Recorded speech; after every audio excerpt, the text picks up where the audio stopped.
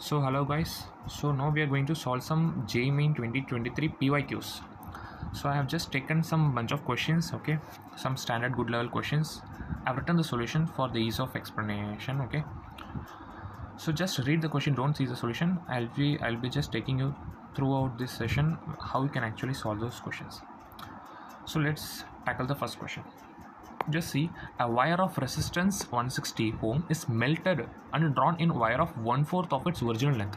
Achha. So initially you have a wire, okay, it is melted and drawn into a new wire whose length is just 1/4 of its original length. You see, 1/4 means what? You have taken this wire and you have melted and drawn into a new wire whose length is just 1/4 of this original length. So this is the length. So how will you do? You will take this wire, you will bend, you will melt, what kind of operation you will do, and eventually you will be getting a new wire, right? So whose length will be 1/4, but area of cross section will be somewhat bigger, right? So basically from the common sense, if you see, it will be 4 times, right? If it is 1/4 the length, so area will be increasing 4 times. That's the basic idea. So volume to remain constant, right? Volume is not going to change, so volume will be constant. If you have a cylinder and if you have given like this volume, how will you calculate area of cross section into the length, right? So that's what I have written, area of cross section into length, area of cross section into length. For the new wires and old wire, I've just substituted the value of length 2 as 1/4 of its original length, and I've got the area of cross section of the new wire, right? So now they're asking new resistance. We know the R1, the initial resistance. We need to calculate R2, the new resistance. So just take this formula. Our resistance is nothing but rho into L divided by A. For both the wires I've written, taken the ratio, I have substituted the values, and I got the answer as 10 ohm, right? Simple question. See, this is how NT is asking for JEE Main. It's kind of board level. Next, somewhat interesting question. You see, a truck and a car moving with the same kinetic energy. A truck and a car moving with the same kinetic energy are brought to rest by applying brakes which provide equal retarding forces. A truck is moving, a big truck is moving like this, and a small car is moving with same kinetic energy are brought to rest by applying brakes which provide equal retarding force. Both come to rest in equal distance. You may think, acha, it's a very big truck, it's a small car. So if we apply both if we apply equal forces, you may think truck will take some more distance to reach and it come to rest. Car will take somewhat lesser distance to come to rest compared to truck. This is what you will think, right? But in terms of equations, you have to write always, as far as physics is concerned, think always in terms of the formulas, equations, the nature laws, work done, work energy theorem, Newton's laws of motion. All those kind of laws are governed by, okay, all those kind of nature things are governed by physics laws and formulas. You see, work done means what? Force into distance or displacement. Also equal kinetic energy they have given. So work done is what? Change in kinetic energy. Initial kinetic energy is K, finally it is coming to rest, right? So final kinetic energy is 0. So work done is nothing but change in kinetic energy, just K. And work done is also force and displacement. Equal forces they have given. So force to equal for both the car and truck. Kinetic energy is also same. So distance is going to be dependent on only kinetic energy and force. So they are asking both come to rest in equal distance. Of course, right? Both are having same kinetic energy, same retarding force. As per the question, same kinetic energy, same retarding force they have given. So both are going to be covering the same distance. Okay, when it comes to rest, both will be covering the same equal distance. Okay, car as well as truck will be covering the same distance only. Okay, you don't need to worry about that. Simply if they have given car and a truck, obviously you can say some truck may take some more distance or car, just depends upon your thinking. But they have given kinetic energy, retarding forces. Unnecessarily they won't give kinetic energy and retarding forces. If they have given any terms related to this, you just need to think in terms of equation, how you can actually solve. So first statement though obviously it's going to be correct. So let us come to second statement. A car moving towards east takes a turn and moves towards north. The speed remains unchanged. The acceleration of the car is 0. So what they are telling, you see, if a car is moving towards east, so car is moving like this, right, and it move towards north with the same speed moving, what is the acceleration? So speed though remains same, but acceleration, how will you define in terms of velocity? You see how velocity will change. Velocity will be constant if it is in the same direction. If car is moving in the same direction, velocity will be same. But here though they have given velocity is changing, right? The direction, actually direction is changing, obviously the velocity will change, right? So here though initial velocity, here final velocity, you will be calculating a magnitude, right? Like it will, you may get somewhat like root 2 times of v, like that you will get for magnitude. So velocity is changing, obviously change in velocity, so there will be some acceleration, right? So you cannot say acceleration is 0. So the statement here they have given acceleration of the car is 0, that's like a wrong statement. Somewhat some kind of acceleration will be there, so that's what I have written, acceleration is non-zero. So statement 2 is incorrect. So the answer is statement 1 is correct, statement of obviously option 1 is correct, right? Next question. This is a simple question. You see, a particle is executing a simple harmonic motion SHM. The ratio of potential energy and kinetic energy of the particle when its displacement is half. See, if it is moving SHM like this, if it is moving, when it is displacement is half of its amplitude. Amplitude means what? A. When its displacement is just half of the amplitude, they have given ratio of potential energy to kinetic energy. Potential energy formula is what? Half kx square. Kinetic energy is what? Okay, the difference I have taken. Final kinetic energy, initial kinetic energy, I have taken the difference. So you substitute the ratio. Okay, x square, a square, the value of x is they have given in terms of a. So you substitute over here, a gets cancelled, you will get the ratio of 1/3. So that's what they have given. Next question, just kinematics. Say simple. You see, a ball is thrown vertically upward with an initial velocity. So you have throwing a ball vertically upward with an initial velocity of 150 meter per second. The ratio of velocity after 3 seconds and 5 seconds is this. You forget about the ratio. You have been given with an initial velocity, you are throwing, okay. What data they have given? Nothing, just initial velocity. Just what are the 3 equations you have learned? You just take one by one. Let us take this equation, okay. Initial velocity they have given, if ball is throwing upward, you are doing this against the gravity, right? So the acceleration due to gravity will be g. So here you have to take minus g, as you are throwing the ball against the gravitational force. So the value of g which you are going to take over here is minus of g. Here g they have given 10, so minus of 10 they have taken, that's why, okay. So this is the formula ultimately you are going to take, because they have given the time value, okay. At this particular time what would be the velocity, this particular time what would be the velocity, you calculate separately, you take the ratio and you equate it with this particular equation, you get the value of x. That's it. Simple. See how this is just a board level question. Even in your board exam they won't ask this much simple question, but in JEE means they are asking. This is just from a single paper I have taken. See, these questions I have not taken from multiple papers. These are the questions I have just taken from a single paper. So you see how many questions you can able to solve easily within seconds. So next question from 12th, okay, first chapter, okay, it's a simple question. Just if you have read NCERT, you will be able to answer this question.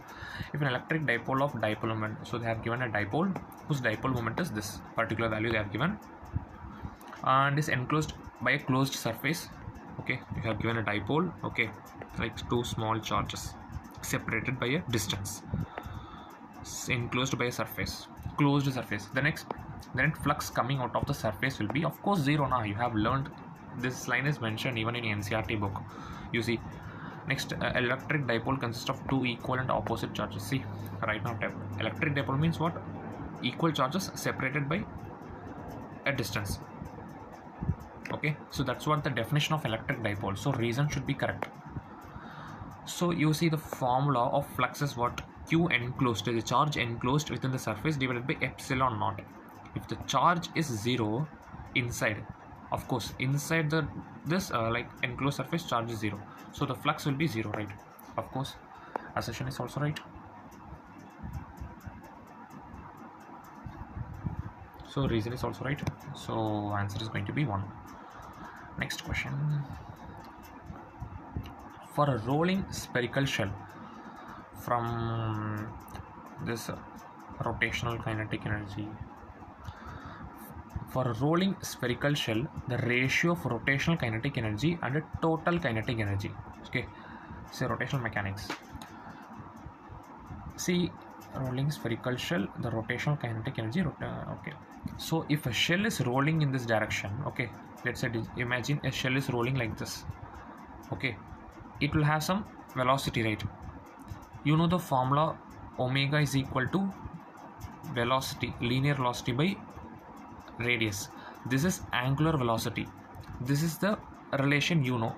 I think you will be familiar with this. This is a standard relation. So the moment of inertia of this particular sphere, if it is having a mass m and a radius r, this is the moment of inertia for this particular sphere. A shell, spherical shell, sorry, it's a spherical shell, not sphere.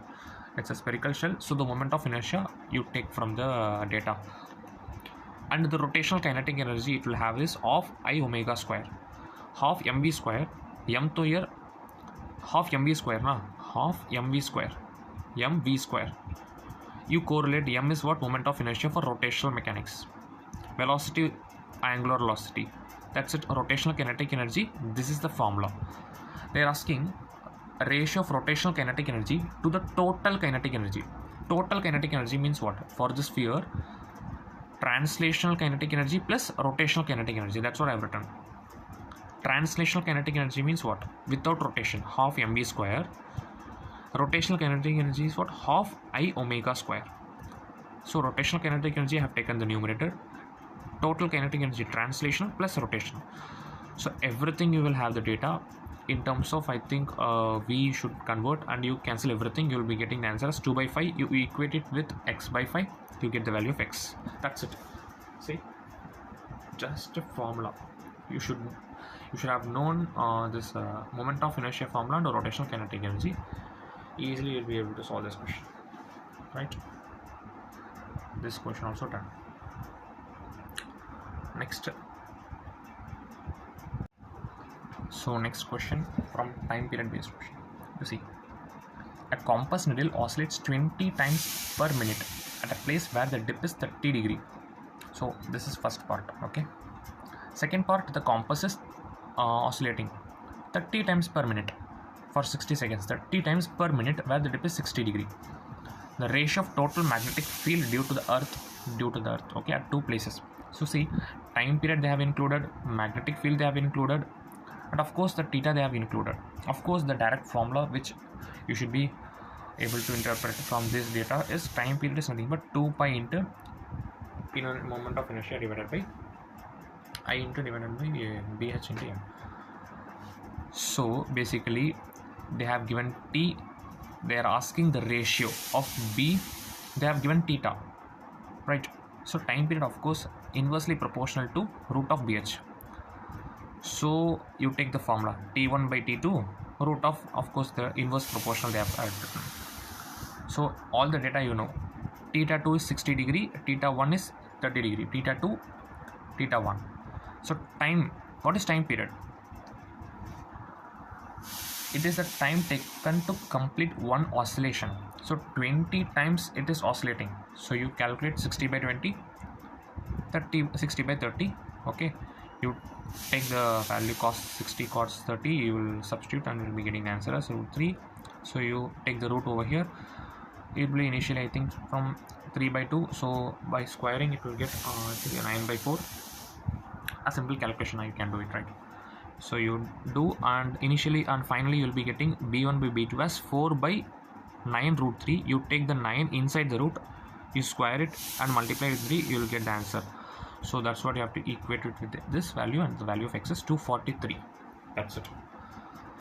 Simple calculation, simple trick you have to do over here. Once you have got the, some students what they will be doing, 4 by 9 root 3 they will get, and they will get confused. Acha, they will multiply this and they will round off to a particular value and they will write.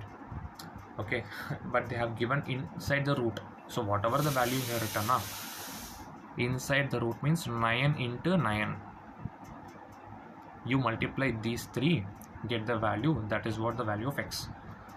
Okay, see, this is how NTA will be tricking you. Some tricky things they will include like this only, especially in integer type questions.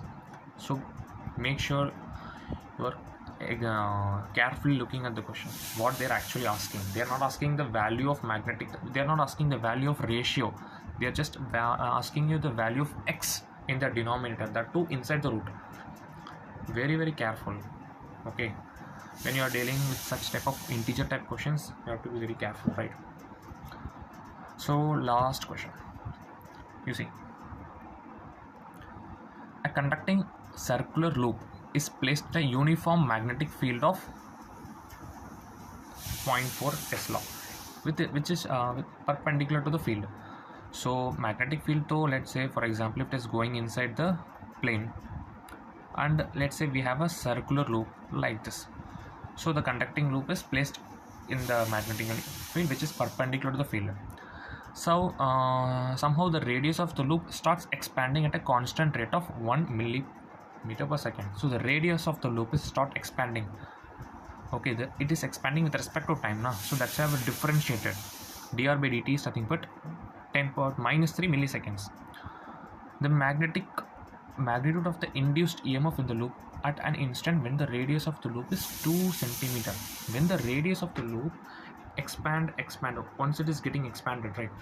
So when the radius of the loop reaches to 2 centimeter, at that particular instant, what is the induced EMF they are asking? So okay, directly write the formula. EMF is nothing but minus of d phi by dt. What is phi? Magnetic field into area. As it is changing, magnetic field won't change, right? It is constant, they have given uniform magnetic field. So area is going to change now. Expand, the circular loop is getting expanded, so area is going to change. So you have to write dA by dt. Area is going to change with respect to time because the radius is getting expanded. So dA by dt. So magnetic field value they have given 0.4. How to calculate dA by dt? This is the formula. How? Area is what? Pi r square. You differentiate that area 2 into pi r and you differentiate the radius again, dr by dt. Of course, the value of dr by dt they have given.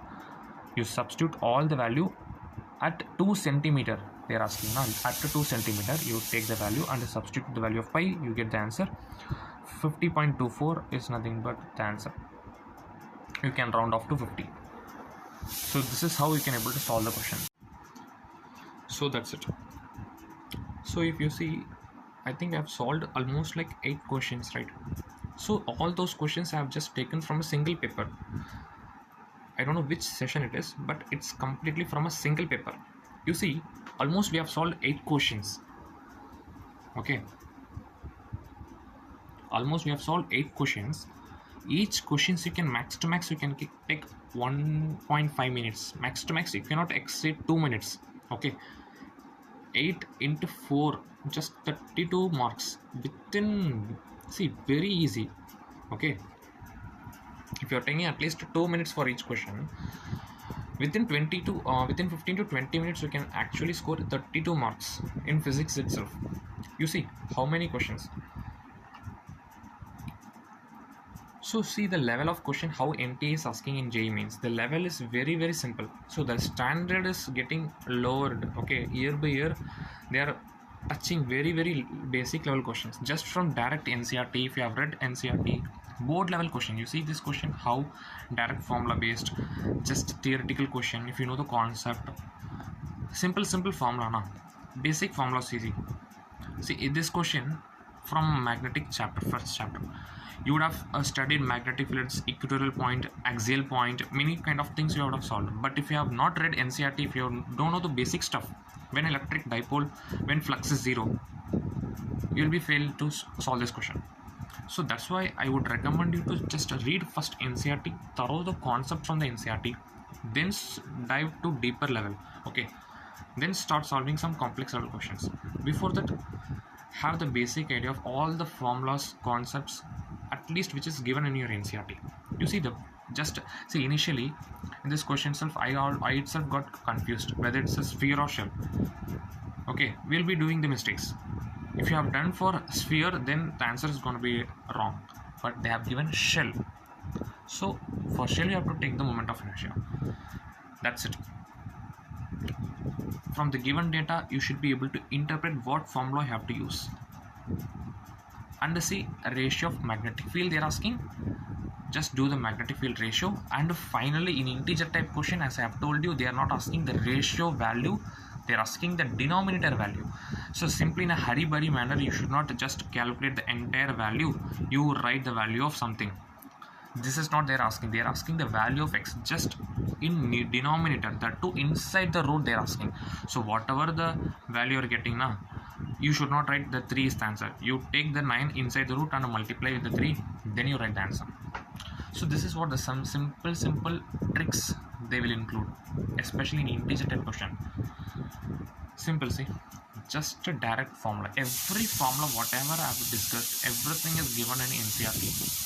Okay, with the knowledge of NCERT, you can actually score more than 50. Simple, see, simple question they are asking in TA nowadays.